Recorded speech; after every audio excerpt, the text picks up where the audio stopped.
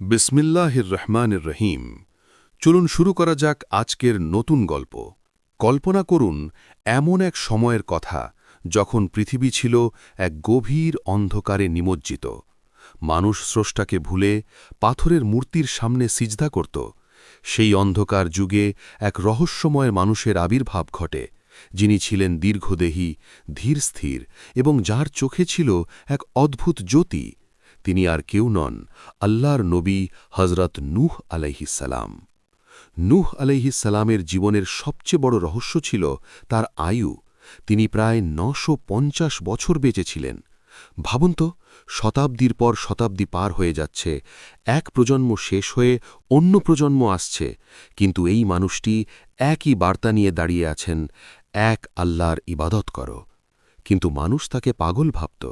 তিনি যখন কথা বলতেন তারা কানে আঙুল দিয়ে রাখত। তিনি যখন তাদের কাছে যেতেন তারা কাপড় দিয়ে মুখ ঢেকে ফেলত।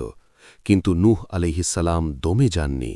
রাতের গভীরে যখন পুরো শহর ঘুমিয়ে পড়ত, তখন নূহ আলাইহিসসালাম একা আকাশের দিকে তাকিয়ে চোখের পানি ফেলতেন।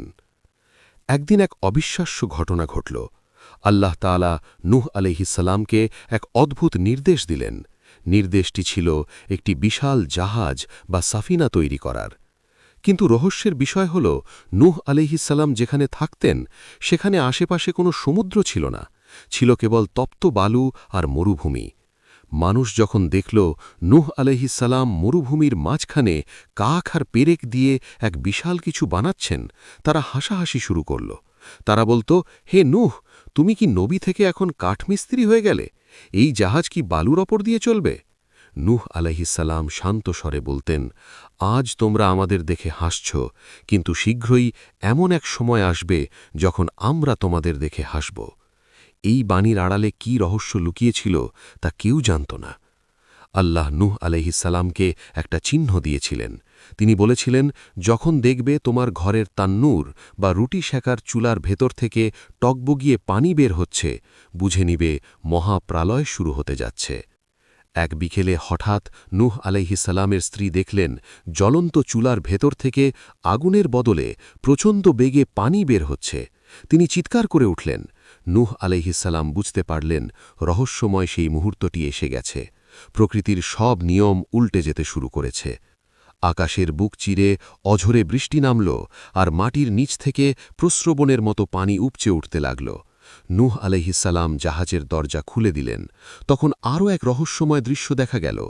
বনের বাঘ, সিংহ, হাতি থেকে শুরু করে ক্ষুদ্র পিঁপড়া পর্যন্ত জোড়ায় জোড়ায় এসে জাহাজে সারিবদ্ধভাবে উঠতে লাগল। কোনো হিংস্রতা নেই, কোনো বিশৃঙ্খলা নেই, সবাই যেন এক অদৃশ্য শক্তির ইশারায় প্রাণ বাঁচাতে ব্যাকুল। জাহাজটি যখন পানির ওপর ভাসতে শুরু করল, নূহ আলাইহিসসালাম দেখলেন তার নিজের সন্তান কেনান পাহাড়ের দিকে দৌড়াচ্ছে। নূহ আলাইহিসসালাম চিৎকার করে বললেন, হে বৎস, আমাদের সাথে নৌকায় উঠে এসো। কেনান জবাব দিল, আমি পাহাড়ে আশ্রয় নেব, পানি আমাকে স্পর্শ করতে পারবে না। ঠিক সেই মুহূর্তে পাহাড়ের সমান উঁচু এক বিশাল ঢেউ এলো এবং এক পলকে কেনানকে চিরদিনের জন্য হারিয়ে দিল। এটি ছিল এক বেদনাদায়ক রহস্য। একজন নবীর ঘরে থেকেও ঈমান না থাকলে মুক্তি মেলে না। ৪০ দিন ধরে সেই প্রলয় চলল। পুরো পৃথিবী এক বিশাল নীল জলরাশিতে পরিণত হল।